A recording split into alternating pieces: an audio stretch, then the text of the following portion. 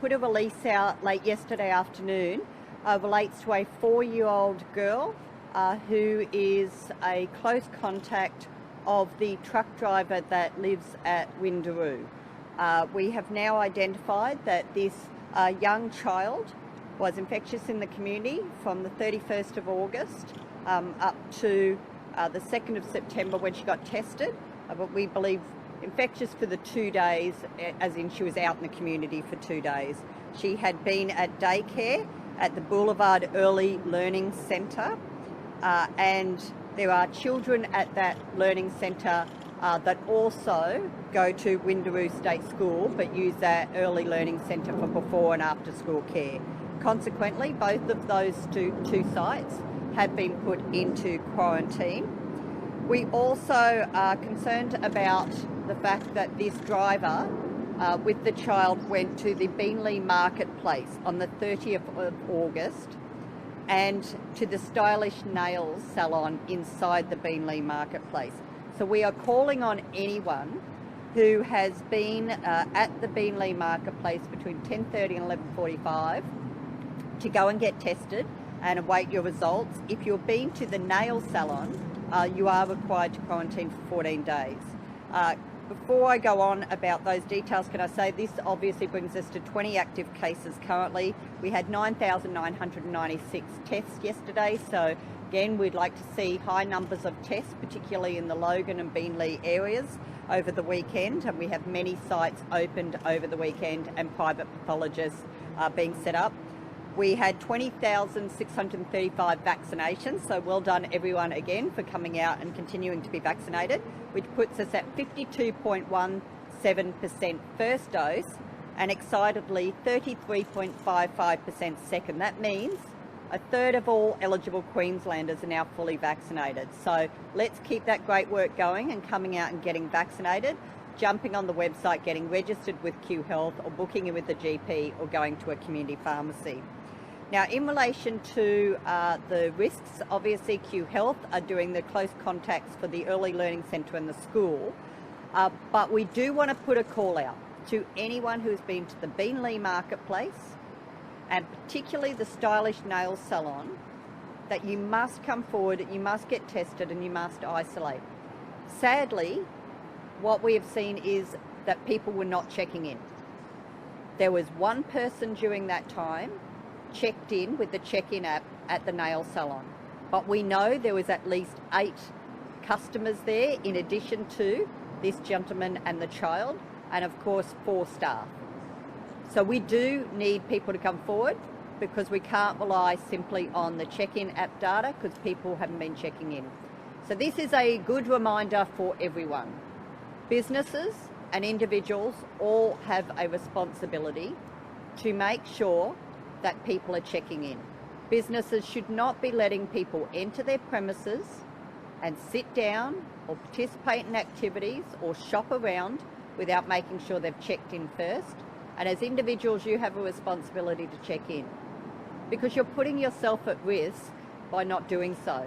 It means it's harder for us to identify you, contact you, and give you the right advice as to what action you need to take. So we cannot afford to get complacent. New South Wales figures are getting worse. They have themselves said that this will peak in October. So let's not risk it. Make sure you're checking in, you're getting tested and you're getting vaccinated. Lastly, so we do have a number of sites opening for testing over the weekend. I want to mention, in addition to the ones that we posted yesterday, please people check the website for exposure sites and also testing clinics. Sullivan Nicolaides are setting up a drive-through clinic at Logan River Parklands at Beanley. It'll be operational today and tomorrow from 9 to 4. So there are many, many sites open this weekend on the south side. So please check the Queensland website for the closest testing clinics to you. And also, if you see really long lines and you know there's other testing clinics nearby, by all means go to those as well. I'll now hand over to Dr. Young to just go through these cases a bit more. Good. So yes, we have one new community acquired case, which is that 4-year-old child who lives down in that Beanley area. So it's really, really important that anyone who lives in that Bingley, Logan, Upper Gold Coast area, any symptoms at all, please come forward and immediately get tested. And could everyone make sure they're wearing masks? This is a really high risk period for us, but if we manage it, and we know we can manage these things, then it'll work through. But I have now asked for 100 families that attend the same childcare centre as the child has been at to go into home quarantine for 14 days, and they're all getting tested, of course. And then I've also asked for more than 960 families who attend the Windaroo State School, because 30 of those children go to the before and after school care. So I've asked over those 960 families to go into quarantine for 14 days while we work out what the risk is. So I'm fairly comfortable that we have the risks from the child probably covered by having the school and that early learning centre go into quarantine. I'm very grateful to all those families for doing that. I am more concerned about the Bingley marketplace. So the truckie attended there Monday morning. So last Monday morning, and was there while infectious. And he did go into that Stylish Now salon for 45 minutes. So we're working with the owners of that salon, who have been very helpful, to work through who else was there while he was there. Unfortunately, people didn't use the check-in app. One person did, which is excellent, so we've got hold of them, but we're having to work through who the other people who were there at that time. Similarly, 600 people checked in to the Bingley marketplace. They have 900 car spots there, and they have over 30 shops. So I'm concerned that not everyone checked into that shopping centre. So please, anyone who was there last Monday morning, I need you to come forward and get a test and isolate till you get a negative result. That's really important, because we know that it can be fleeting transmission that leads to transmission of the Delta variant. So I am concerned about the people who attended that shopping centre last Monday morning. So that's very important. But for everyone, it is really important. Any symptoms at all, please come forward and get tested. Then the other thing is, we need to increase our vaccination rate. We've done really well till now, and 1/3 of all eligible Queensland adults, that is Queensland adults 16 years of age or older, are now fully vaccinated. That is fantastic, but we need to go and do more. New South Wales has said they don't think their outbreak will peak till October, so they are expecting more cases every day. And we know the risk is that those people can move into Queensland. We've seen it now with a number of truck drivers who, although they're trying to do the right thing, this truck driver has led to a case and potentially more. So we need to be prepared, and the best way to be prepared is to be vaccinated. So please, anyone 60 years of age or older, could you please immediately, if you haven't had your first dose, immediately go and see your GP or go to a pharmacy and get vaccinated with AstraZeneca. We have plenty of supplies, there is no shortage. So could you do that immediately? If you've had one dose and it's 12 weeks since you had that first dose of AstraZeneca, go and get your second dose. We know with the Delta variant you need 2 doses to be protected. So that's critical. If you are 16 years of age or older, please either go and see your GP if your GP is offering Pfizer, or talk to your GP if you want to have AstraZeneca. We know that GPs are now getting bigger stocks of Pfizer than Queensland Health is getting. So there are GPs out there with Pfizer. Please go online and find out who they are in your area and get vaccinated. That's really important. Now, if you don't have a GP you can access to get Pfizer, then make an appointment to come and get a vaccine at one of our Queensland health clinics. We're opening more and more every single day across our whole state, and there are more bookings available. So register, and then we'll be able to give you a booking so you can come and get vaccinated.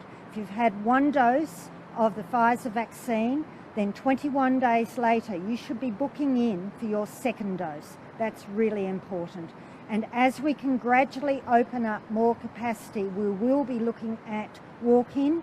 At the moment we want people to book. My reason being that I want to use up every single slot. So sometimes when you open up to people walking in, you then have gaps there because you don't always have the people turning up. So at this stage, we are still pushing ahead with bookings because we want to use up 100% of our capacity.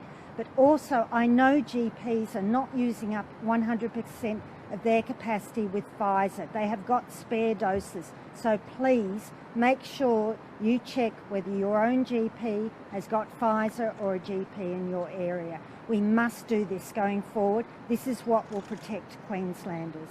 Thank you. Is the 4-year-old girl the daughter of the truck driver? Are they connected in the family? No. This 4-year-old is the daughter of an administrative officer who works in the booking, in the truckie area that the truck company is managed out of, and they're also close family friends. So no, it is not the daughter of the truck driver, but it is a close contact. Are you expecting more cases then from that truck company? Well, so far the others have all tested negative. So this child was tested because they were a close contact of the truck driver. That's why they were tested. Are you still waiting for a large amount of results from these? Yes. Yes. Do you know roughly though? Well, we've got around 100 families who attend that childcare centre, and we've got 962 families who attend the Windaroo State School. So we're waiting on those. In terms of that's dependent on those results. Yes. I am very, very concerned because we have had this transmission. So, and I know from the CT value of the truck driver's test result, he had a lot of virus there. The child didn't, so I'm actually less concerned about the child, and I think we have that in hand in terms of having locked down that childcare centre and the school. So I'm genuinely less concerned. And also, they were a contact, so we got to them quite quickly. Whereas the truck driver, we only just found out about. So we've only had that period, and he was infectious in the community for a time period. So he is the bigger concern. Oh, yes. Yes. Yeah. So lockdown is still a possibility? Oh, yes, unfortunately. How concerned are you about the prospect of lockdown? I just hope that we get everyone. So we've been working very, very closely with the owner of the nail salon, and we've been looking at CCTV footage. We've been trying every way we can to find those people who attended that nail salon. That's critical. So anyone who was there on that Monday morning, I need them to come forward. How many cases will it take to come back potentially this afternoon or tomorrow morning for you to want a lockdown? Well, it depends on the cases. As I'm trying to say, I'm actually not as worried about this child because it's in hand. We've got it under control. It depends if we find cases who went to the Beenleigh marketplace and have then since then been out infectious in the community in an uncontrolled situation, then that would lead me to think that we need to consider a lockdown. The thing is, it is a good thing. It's not good for the family, so I don't want that misinterpreted. I'm sorry that this 4-year-old child has got sick, of course I am, but it's in a controlled situation. 4-year-old children don't go out in the community by themselves. They go to childcare, and that's where this child has been.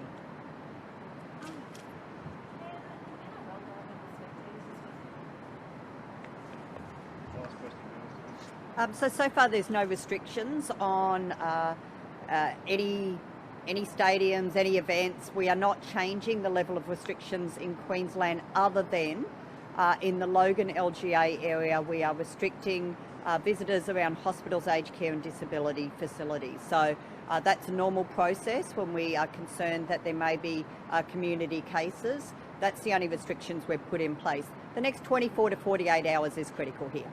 We need to test as many people as we can, and we need to ensure that we quarantine those people. And that's why when we saw with the Indooroopilly case, we're able to find the families and quarantine them very quickly. When we don't have check-in data and we are waiting for people to come forward and tell us they've been to a place, that's where we lose time.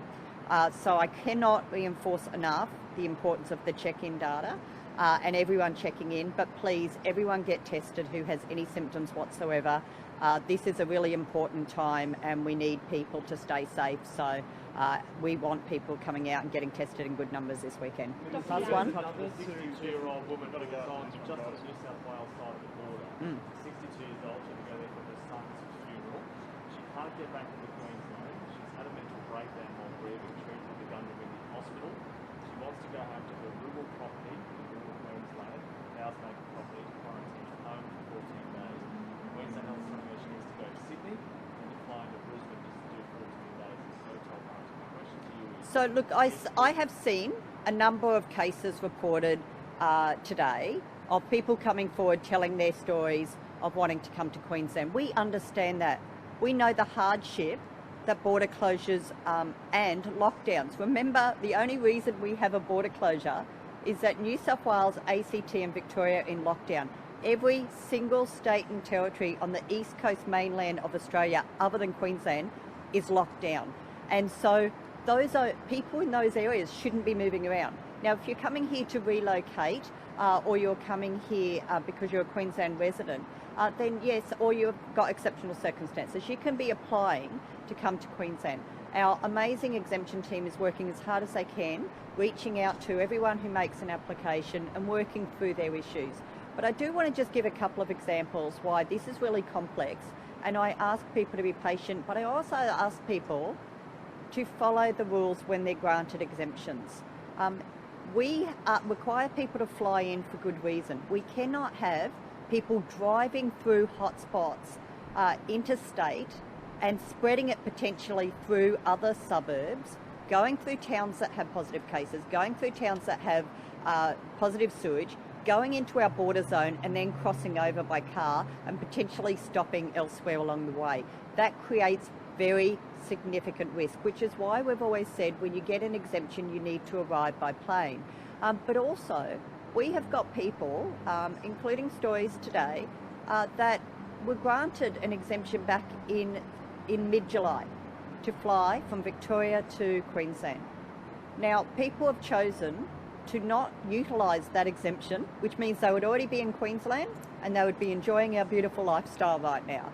Instead, they jumped in their car and drove through 3 jurisdictions that are currently in lockdown and put themselves and the rest of the community at risk. When you get to that border, you can't then automatically assume that you're going to be allowed in. We have an obligation to keep the community safe. So we understand the hardship. We ask for people's patience. We will reach out and work with people about their applications for exemptions. I'm very pleased that we've got rooms opening up. Some more hotel rooms will be opening up throughout the week to get more people into Queensland. Yeah, I can't talk about particular circumstances of individuals and their cases. I don't have her case in front of me in relation to her health conditions. We have clinicians, psychologists who sit in those exemption teams who work through those issues to work out the suitability of whether someone should be in hotel quarantine or whether in fact they should be cared for in our hospitals because their health state is such that they need that level of care. But we do need to make sure that we're keeping the whole community safe, not just the individuals who are wanting to come into Queensland. So we will work with that individual. I'm happy to get her details from you when we finish the press conference. And if she hasn't contacted us, we'll make sure we reach out to her. But otherwise, I will follow up with the exemption team where that particular case is at. But I do want to... So any children, can I say, any children who are separated from their parents will be allowed to come back to Queensland, and quarantine at home, but their whole household will have to quarantine with them, just to ensure. Well, I want to check the details. It's not always correct when people are saying they've been knocked back. What they've been granted is the right to come into Queensland. But no, we've got people who have been granted exemption but still don't want a hotel quarantine. So, well, I'm happy to look at the individual cases, but remember, we've got hundreds of people applying a day to come into Queensland. Why? Because we are not locked up as a state. We've got. They're not coming to move house. They're children. I know. I've just said all Queensland children wanting to come back into Queensland will be allowed to quarantine at home and will have to quarantine with the whole household. So I'm giving that guarantee right now. We are going through all of the applications to identify these children. If people have not put in a formal application, if they've simply rung the phone line, have not put in an application, I encourage you to do so immediately, so that we can make sure that these kids can get home to their parents and make sure they're safe and home quarantining. Thank you. Just on home quarantine. Thank you. Dr. Young, can I just ask about a report in the UK